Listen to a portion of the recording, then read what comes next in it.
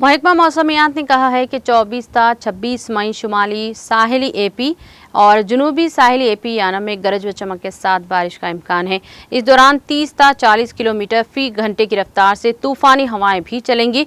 अपने बुलेटिन में महकमा मौसमियात ने कहा है कि इम्कान है कि तेलंगाना, शुमाली साहिली एपी यानम और रायलसीमा में आइंदा 48 घंटों के दौरान गरज व चमक के साथ बारिश हो सकती है।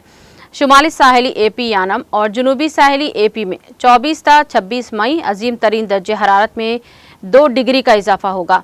इस बुलेटिन में मजीद कहा गया है कि आइंदा 5 दिनों के दौरान तेलंगाना, शुमाली साहिली एपी यानम, जुनूबी साहिली एपी और रायलसीमा में हल्की ता औसत या गरज व चमक के साथ बारिश का इम्कान है।